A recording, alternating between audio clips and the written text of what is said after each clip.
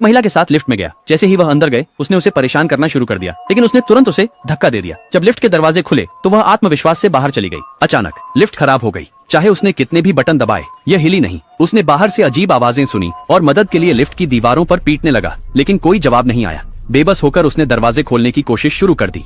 ताकत, उसने किसी तरह अंदरूनी दरवाजे को खोल दिया, फिर बाहरी दरवाजे पर काम करने लगा। वह सिर्फ एक छोटा सा अंतर बनाकर ही रह सका क्योंकि सुरक्षा लॉक चालू था। आदमी ने जोर से गलियारे में चिल्लाया, लेकिन बाहर के कार्यालय कब्रिस्तान की तरह चुपचाप थे और कोई जवाब नहीं आया। उसने उस अंतर से बाहर निकलने की कोशिश की, लेकिन उसका बड़ा शरीर फिट नहीं हुआ। अगर उस पर लिफ्ट गिर जाती तो उसका सिर। अचानक उसका फोन बजा। ये उसकी पत्नी थी जो कह रही थी कि कोई उनके मुख्य दरवाजे पर जोर से मार रहा था। चूंकि वह फंसा हुआ था और घर नहीं जा सकता था, उसने उसे सभी दरवाजे और खिड़कियां लॉक करने और पुलिस को बुलाए और छिप जाए। फिर उसने अपने दोस्त को फोन किया और उसे अपनी पत्नी की देखभाल करने को कहा। 4 घंटे बाद एक भीड़ लिफ्ट के बाहर बेतहाशा दौड़ने लगी। एक महिला अचानक जमीन पर गिर पड़ी। वह वही महिला थी जो उस सुबह पहले मिली थी। वह उसे पकड़ने के लिए बेताबी से हाथ बढ़ा रही थी क्योंकि कुछ उसे खींचे ले जा रहा था। उनके हाथ मजबूत पकड़ में थे, लेकिन अंततः कोई ताकत उसे खींच लिया। वह आदमी पूरी तरह से हक्का बक्का था। नर्वस रूप से भारी सांस लेते हुए उसने बाहर क्या हो रहा था ये देखने के लिए अपनी हिम्मत जुटाई। जैसे ही वह धीरे धीरे लिफ्ट के दरवाजों की ओर बढ़ा, 2 भयानक ज़ॉम्बी दिखाई दिए जो गुर्रा रहे थे और पूरी तरह से पागल हो चुके थे। उन्होंने बेतहाशा लिफ्ट में घुसने की कोशिश की, लेकिन प्रवेश बहुत छोटा था। पीछे से एक शोर ने उनका ध्यान भटका दिया। उन्हें दूर खींच रहे थे। आदमी पूरी तरह से उलझन में था कि क्या हो रहा था। उसका फोन फिर से बजा। उसका दोस्त था जिसने बताया कि सड़कें उथल पुथल में चली गई थीं। कुछ बड़ा हुआ था और अब सड़कें बंद कर दी गई थीं। उसका दोस्त अभी भी ये नहीं समझ पा रहा था कि क्या हो रहा है। अचानक लिफ्ट का इंटरकॉम सक्रिय हो गया। यह इमारत के रखरखाव के कर्मचारी थे। उन्होंने जल्दी से मदद की गुहार लगाई,